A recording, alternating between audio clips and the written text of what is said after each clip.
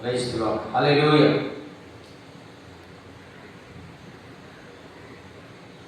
మన ప్రభువును రక్షకుడైన యేసుక్రీస్తు నామములో దూరాన సమీపాన ఉన్నటువంటి నా ప్రియ స్నేహితులకు సహోదరులకు ప్రభు నామంలో మీకు వందనాలు తెలియజేస్తూ ఉన్నాను. చాలా మంచిది, సంతోషం. మరొక రోజు మనం ఈరోజు ఈ విధముగా ప్రభు సన్నిధిలో కూడుకుని ప్రభు నామాన్ని ఇంతవరకు స్తోత్ర ప్రార్థన ద్వారా ప్రభుని కనపరిచాం. మళ్ళా తిరిగి కొద్ది నిమిషాలు దేవుని యొక్క వాక్యాన్ని ధ్యానించబోతూ ఉన్నాం. చాలా జాగ్రత్తగా శ్రద్ధాభక్తులతోటి మనము విందాము కనుక దయచేసి కొద్ది నిమిషాలు దేవుని యొక్క వాక్యాన్ని వినడానికి శ్రద్ధ చూపుదాం. ఈరోజు ఆదివారం. ఈ ఆదివారం రోజున దేవుడు ఇది పూర్వకాలంలోనే ఆశీర్వదించబడినటువంటి రోజుగా మనం చూస్తున్నాం. క్రైస్తవ విశ్వాసులకు ఇది దీవెనకరమైన ఆశీర్వాదకరమైన రోజు. ఈ రోజు మనము చిన్న వాక్యాన్ని ఆదివారము సందర్భముగా లేకుంటే కొద్ది నిమిషాల వాక్యాన్ని చదువుదాం. ప్రభు అయిన యేసుక్రీస్తు వాక్య భాగంలో మీరు మార్కు సువార్త 1వ అధ్యాయము 35వ వచనములో ఒక చిన్న మాటని మనం జ్ఞాపకం చేసుకుని తర్వాత మనము ప్రార్థనలోకి వెళదాం. దయచేసి మీరు నిశ్శబ్దముగా ఈ వాక్యాన్ని మీరు వినాలి. చాలా సార్లు విన్నటువంటి వాక్యాలే, కానీ మరొకసారి మనము వినబోతున్నాం. దేవుని వాక్యము ఎన్నిసార్లు మనం విన్నా అది నూతనముగాను క్రొత్తదిగానే ఉంటుంది. ఎందుకంటే వాక్యంలో ఉన్నటువంటి సారాంశము అటువంటిది. ఈ మార్కు సువార్త 1వ అధ్యాయము 35వ వచనములో ఆయన పెందల కాడనే లేచి అనేటువంటి మాట మనం చూస్తాం. ఆయన పెందల కాడనే లేచి. ఈరోజు ఆదివారం ఖచ్చితంగా మీరందరూ పెందల కాడ లేచి ఇంకా చాలా చీకటి ఉండగానే బయలుదేరి అరణ్య ప్రదేశములకు వెళ్ళి అక్కడ ప్రార్థన చేయించుండేను. అంటే ఈ విషయం ఎందుకు నేను మీకు చెప్తున్నానంటే, ఆదివారం పెందల కాడని లేవాల్సిన విషయాన్ని ప్రభు యేసుక్రీస్తు మనకు చూపిస్తున్నాడు. ఎందుకంటే ఆదివారం ప్రతి దైవ సేవకుడు పెందల కాడని లేచి వస్తున్న ప్రజలకి ఏ వర్తమానమును తెలియచేయాలో, ఏ సందేశమును వాళ్ళకి చెప్పాలో అది ఖచ్చితంగా దైవ సేవకుడు పెందల కాడ లేవాలి. వింటున్నటువంటి మీరు విశ్వాసమైనటువంటి వారు కూడా పెందల కాడని లేచేటువంటి అనుభవము మనకి రావాలి. పెందల కాడని లేస్తున్నటువంటి వీరు ఇటు అటు తిరగటం గురించి కాదు లేవటం అంటే.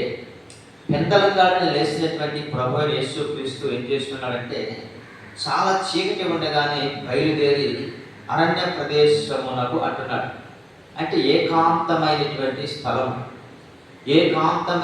స్థలమునకు వెళ్ళి అక్కడ ప్రార్థన చేస్తున్నాడని వాక్యంలో మనం చూస్తున్నాం. దేవుని సేవకులకి ఒక ఏకాంతమైనటువంటి ప్రాంతం, ప్రదేశం ఏదో కాదు. దేవుని సేవకులకి సన్నిధి గది లేకుంటే దేవాలయం, క్రైస్తవ దేవాలయము ఉంది. వారు ఖచ్చితంగా వారు పెందల కాడని లేచి వారు సిద్ధపడవలసినటువంటి రోజు ఈరోజు. అలాగని ప్రతిరోజు కూడా సిద్ధపడాలి దైవ సేవకుడు, ప్రతిరోజు కూడా సన్నిధుడై ఉండాలనే వాక్యంలో మనం చూస్తున్నాం. రోజు క్రీస్తునందు ప్రియమైన నా దేవుని ప్రజలారా, పెందల కాడ లేచేటువంటి అలవాటు ప్రతి ఒక్కరూ కూడా మనం చేసుకోవాలి. దానికి మాదిరి మన ప్రభు అయిన యేసుక్రీస్తు. నిజంగా వాస్తవానికి చెప్పాలంటే ప్రతి విషయంలో మనకు మాదిరి ఆయన. ఎందుకు మాదిరి అంటే, ముందు అవన్నీ కూడా మనకి తెలియచేసుకుంటూ వచ్చాడు, చూపించుకుంటూ మనకి బోధించుకుంటూ ప్రకటించుకుంటూ వచ్చాడు. ఒకసారి యేసు ప్రభు శిష్యులు ప్రభు దగ్గరికి వచ్చి అడుగుతారు, అయ్యా యోహాను శిష్యులకి యోహాను ప్రార్థన నేర్పిస్తున్నాడు, మరి మాకును ప్రార్థన నేర్పించరా అని అడిగారు వాళ్ళు. చూడండి ఎంత అద్భుతమైన మాట. చూడండి, నేర్చుకునే వ్యక్తి, నేర్చుకోవాలన్న ఆసక్తి కలిగినటువంటి వారు ఖచ్చితంగా ప్రభు దగ్గరికి వచ్చి ఎలాగైతే వారు అడిగారో, ఈరోజు నేర్చుకునేవారు, లేకపోతే బోధించాలనేటువంటి ఆలోచన ఉన్నవారు, దేవుని కొరకు తృష్ణ కలిగిన వారు, దేవుని పరిచర్య కొరకు వారు నిలవబడి చేయాలనుకునేటువంటి యొక్క వ్యక్తులు ఎవరైనా ప్రభు దగ్గరికి వచ్చి శిష్యులు ఎలాగైతే అడిగారో, ఈరోజు ప్రభు యొక్క సేవకుడైనటువంటి సేవకుని వెంబడిస్తున్నటువంటి మీరు సేవకుని దగ్గరికి వచ్చి మీరు కూడా ఆ విధముగా మేమేమి చేయాలి, మేము ఎలాగైనా చేయాలి, ఎలాగైనా జీవించాలి అన్నటువంటి ఆలోచన కలిగి శిష్యులు వెళ్ళి మీరు కూడా అడిగితే, దైవ సేవకులు కూడా దేవుడు ఇచ్చినటువంటి జ్ఞానాన్ని బట్టి మీతో కూడా విషయాలు పంచుకొని బలపరచగలడు. దేవునికి మహిమ కలుగుగాక. ఎందుకంటే ఆదివారం వస్తారు, ఇంకంతే, తర్వాత వాళ్ళు ఏం చేస్తారు, వెళ్ళిపోతారు. మిగతా రోజులు కూడా అంతే, వస్తారు వెళ్ళిపోతారు. అసలు వాళ్ళు రావటము, వెళ్ళాలి, వెళ్ళిపోవాలి. కానీ దాని తర్వాత జరిగే విషయం ఏంటంటే, దానికి ముందుగా వస్తున్న మీరు, వెళుతున్న ముందు వెళ్ళే మీరు దేవుని సేవకులతో కాస్త సంప్రదించాలి. దేని కొరకు వచ్చారు మీరు, అసలు ఏ విషయంలో ప్రవచనకి వస్తున్నారు, దేనికి వస్తున్నారు, ఆ విషయాలు కాస్త పంచుకొని మీ కుటుంబ అవసరతల కొరకు, కుటుంబ సమస్యల కొరకు, మాకు ఎలా ఉందండి, మా స్థితి అలా ఉందండి, మా పరిస్థితి ఎలా ఉందండి అని మీరు ఏమైనా కాస్త సేవకులతో సంప్రదించి ప్రార్థన సహాయమును రిక్వెస్ట్ అడిగితే ఖచ్చితంగా ప్రభు కృపను పెట్టి వారు ఆ విషయాలని ప్రభుత్వాన్ని ఎత్తిపెట్టి ప్రార్థన చేయడానికి ఒక అవకాశం ఉంటుంది. అలా కాకుండా వస్తారు, అలా కూర్చుంటారు, వింటారు, వెళ్ళిపోతారు. కాదు, ప్రభుత్వనిధిలో మీ యొక్క విషయాలను చెప్పటము నేర్చుకోవాలి. ఇక్కడ ప్రభు అయినటువంటి యేసుక్రీస్తు శిష్యులు వచ్చారు. అయ్యా, యోహాను గారు శిష్యులకి యోహాను గారు ప్రార్థన నేర్పిస్తున్నాడు, మరి మాకు కూడా మీరు ప్రార్థన నేర్పించాలి అని చెప్పినప్పుడు ఖచ్చితంగా ప్రభు యేసుక్రీస్తు ఏం చేశాడంటే మనకు తెలుసు. ఆ ప్రభు యేసుక్రీస్తు కూడా ఆ ప్రార్థన నేర్పించాడు. అలాగని ఇవాళ ఆ ప్రార్థన మీరు అందరూ చేయాలని నేను ఏమాత్రం కూడా చెప్పటం లేదు. కానీ అయితే జరుగుతున్న విషయము ఆ ప్రార్థన చేయటము తప్పు అని కూడా నేను మాట్లాడటం లేదు. అది స్వయంగా రియల్గా ప్రభు యేసుక్రీస్తు తన శిష్యులకి నేర్పించినటువంటి ప్రార్థన. ఇలాంటి ప్రార్థనని మనం ఆలోచిస్తున్నప్పుడు, కాబట్టి మీరు ఇలాగ ప్రార్థన చేయండి. పరలోకమందున్న మా తండ్రి, నీ నామము పరిశుద్ధపరచబడును గాక, నీ రాజ్యము వచ్చును గాక, నీ చిత్తము పరలోకమందు నెరవేర్చినట్లు భూమి మీదను నెరవేరుగాక. మా అనుగ్రహారము నేడు మాకు దయచేయము, మా రుణస్తులను మేము క్షమించి ఉన్న ప్రకారము మా రుణంలో క్షమించండి అని, మమ్మల్ని శోధనలకు తేక కీడు నుంచి తప్పించండి అనేటువంటి ప్రార్థన వాళ్ళకి నేర్పించినట్లుగా చూస్తున్నాం. అంటే ఇది నేర్పించింది ఎవరంటే ప్రభు అయిన యేసుక్రీస్తు. అట్లాంటప్పుడు ఈ ప్రార్థన ఒకరికి మాత్రమే పరిమితం కాదు, ఒక సంస్థకు మాత్రమే పరిమితం కాదు, ఒక మినిస్ట్రీకి మాత్రమే పరిమితం కాదు. ఎందుకంటే ప్రభు యేసుక్రీస్తు చెప్పిన మాటలు ప్రతి ఒక్కరికి వర్తిస్తూ ఉంటాయి. ప్రతి క్రైస్తవ సంఘాలకు, క్రైస్తవ సేవకులకు, క్రైస్తవ విశ్వాసులకి వర్తిస్తుంటాయి. చాలామంది మనం చేసేటువంటి పని ఏంటంటే, ఆ ప్రార్థన మంద కాదలేదు, ఫలానా వారు అదేంటండి, ఆ ఫలానా వారు ఎవరు, వారు యేసుక్రీస్తుని ఆరాధించడం లేదా, యేసుక్రీస్తుని వారు అంగీకరించడం లేదా, యేసుక్రీస్తుని వారు మరి ప్రకటించడం లేదా, ఎందుకు వారిది వీరిది అని ఇలాగా మనం ఇలాంటి ఆలోచనలు కలిగి, తారతమ్యాలు కలిగి, ప్రజల యొక్క హృదయాలు భావోద్రేకాలని క్రైస్తవులుగా మనం ఒకరిని ఇలాగన వేపుకుంటూ, చిచ్చులు పెడుతూ, నిప్పులు పెడుతూ ఉంటున్నాం. ఇది మంచిది కాదని ప్రభు యేసుక్రీస్తు చెప్తున్నాడు.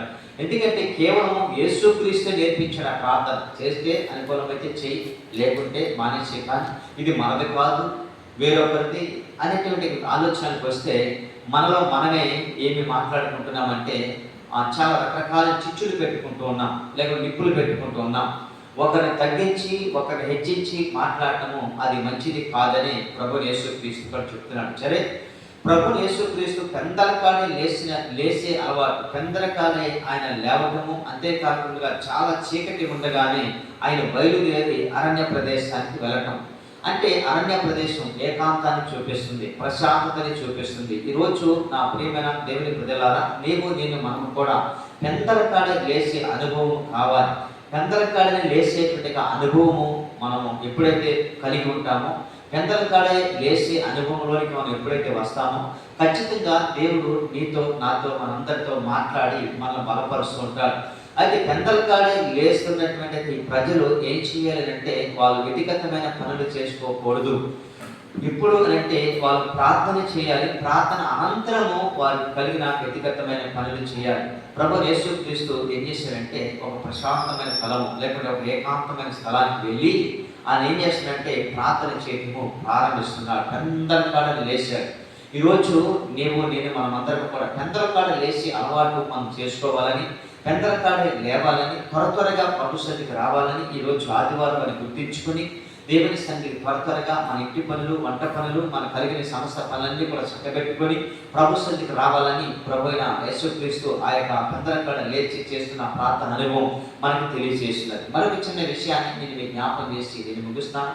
ఖచ్చితంగా నా ప్రభు మిమ్మల్ని అందరినీ కూడా పెందలకాడే లేచి ప్రభు మందిరానికి రావడానికి ప్రభు మీకు కృప చూపించునుగా, ప్రభు కృప చేత మీరందరూ నడిపించబడునుగా. చూడండి, యోహాను సువార్త 20వ అధ్యాయము 1వ వచనంలో కూడా ఇక్కడ ఒక స్త్రీ కనబడుతుంది మనకి. ఈ స్త్రీ మనకు అందరికీ తెలుసు. అంటే ఇంచుమించుగా ఆ ప్రభు అయిన యేసుక్రీస్తు చనిపోయిన తర్వాత సమాధి చేయబడినప్పుడు తిరిగి 3వ రోజున లేపబడతాడు అన్న విషయాన్ని అప్పటి కాలంలో ప్రజలకి తెలియజేసినప్పుడు వారిలో కూడా కొంతమంది స్త్రీలు ఏం చేశారంటే పెందలకాడని లేచి దేనిని దర్శించారు వాళ్ళంటే సమాధిని దర్శించడానికి వాళ్ళందరూ కూడా వెళుతుండేవారు. వాళ్ళందరిలో ఎక్కువ శాతం స్త్రీలు మాత్రమే వెళుతుండేవారని మన వాక్యము మనం మత్తయి చూస్తాం, మార్కు చూస్తాం, లూకా, యోహాను ఈ 4 సువార్తల్లో కూడా ఎక్కువ శాతం. ఎందుకంటే విశ్రాంతి దినము గడిచిపోయిన తర్వాత అనేటువంటి మాట మత్తయి సువార్తలు చూస్తాం, మార్కు సువార్తలో కూడా అదే మనం చూస్తాం, లూకా సువార్తలో కూడా అదే మనం చూస్తాం. కానీ ఇక్కడ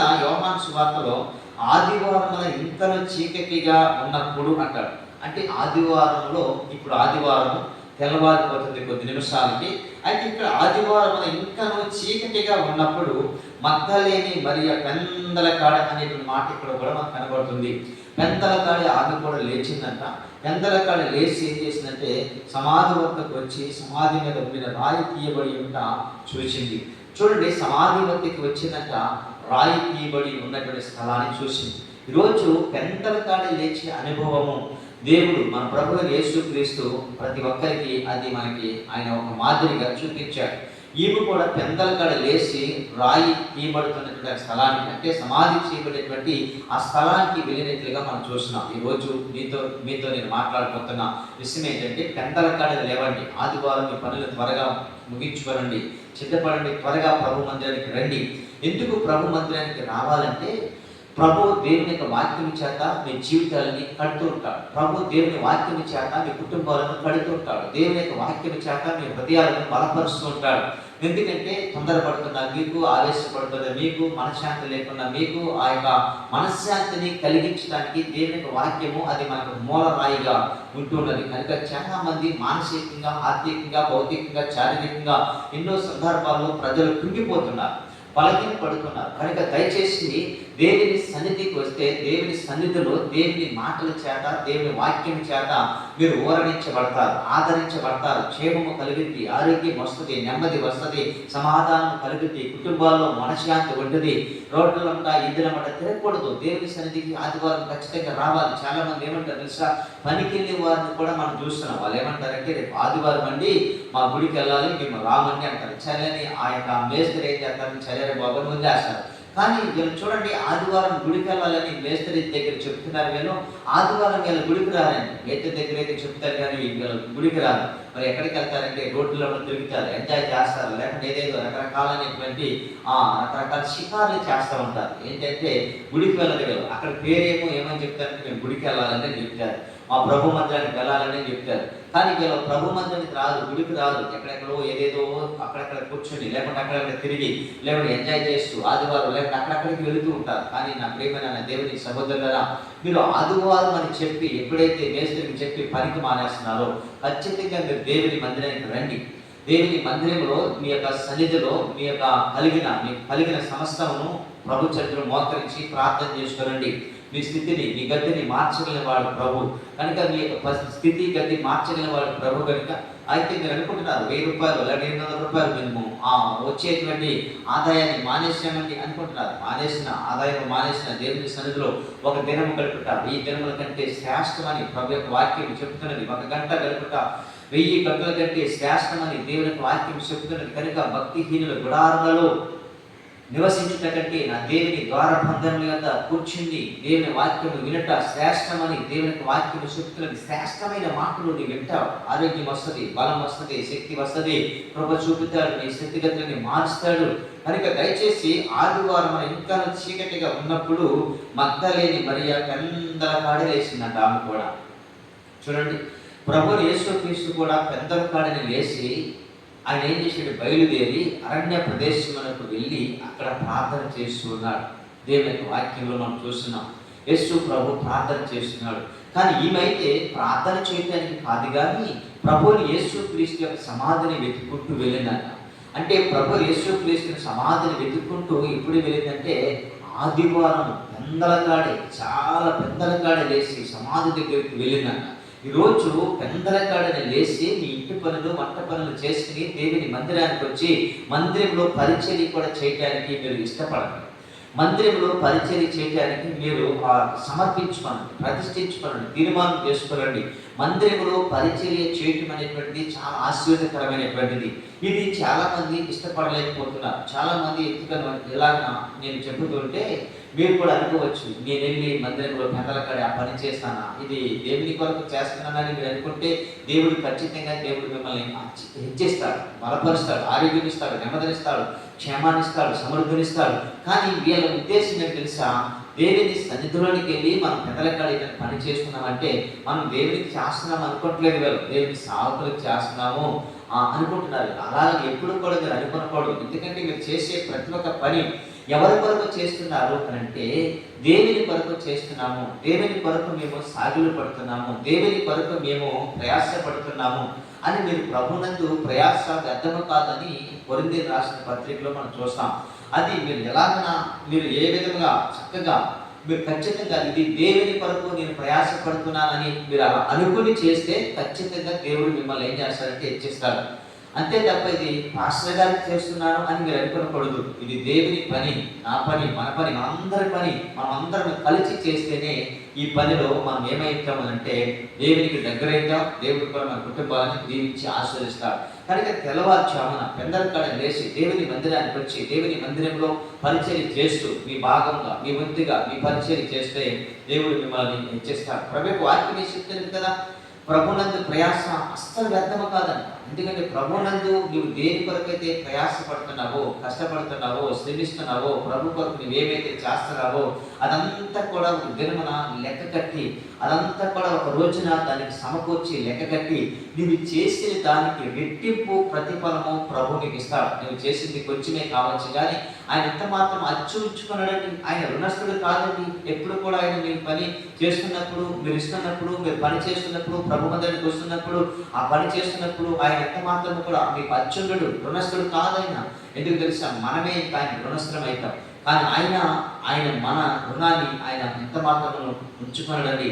ఎందుకంటే మనం ఏ పని అయితే చేస్తామో, నీవు ఏ పరిచర్య చేస్తున్నావా, దాని పాటలు పాడుతున్నావా, ప్రార్థన చేస్తున్నావా, వాక్యాన్ని బోధిస్తున్నావా, చేపలేస్తున్నావా, మందిరం పిలుస్తున్నావా, కుర్చీలు వేస్తున్నావా, ఏ పని అయితే నువ్వు చేస్తున్నావో ఆ పని చేస్తున్నప్పుడు ఎవరికి నువ్వు పని చేస్తున్నావు అంటే ప్రభు మందిరంలో వస్తున్న ప్రజలకి సేవ చేస్తున్నావు, దేవునికి సేవ చేస్తున్నావు.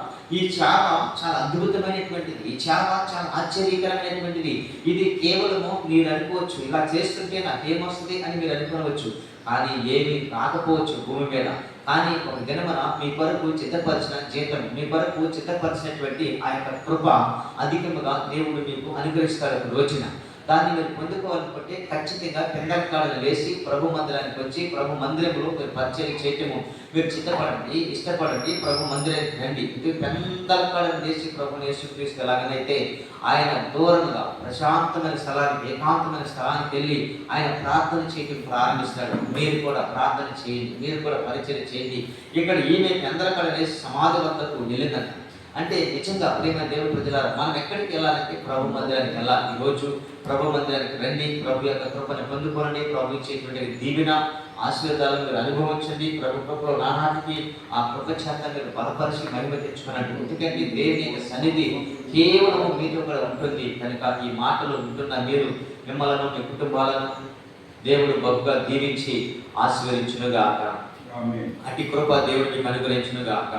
ప్రార్థన చేసుకుందాం. పరిశుద్ధమును నమ్మకమును పరలోకమందున్న మా తండ్రి, మీకు స్తోత్రాలు, వందనాలు ప్రభువా. ఈరోజు మీ ప్రజలతో చెప్పిన ప్రతి మాటను మీ ప్రజల కుటుంబాల్లో నెరవేర్చండి. ప్రతి ఒక్కరు కూడా చంద్రకాడని లేచి అనుభవాన్ని వాళ్ళకు అనుగ్రహించండి. ప్రార్థించే అభిషేకాన్ని వాళ్ళకు దయచేయండి. సమస్త ఘనత మహిమ ప్రభావాలు పొందుకోమని మీ ప్రియకుమారును రక్షకుడైన యేసుక్రీస్తు నామంలో ప్రార్థన చేస్తున్నాం తండ్రి. ఆమేన్.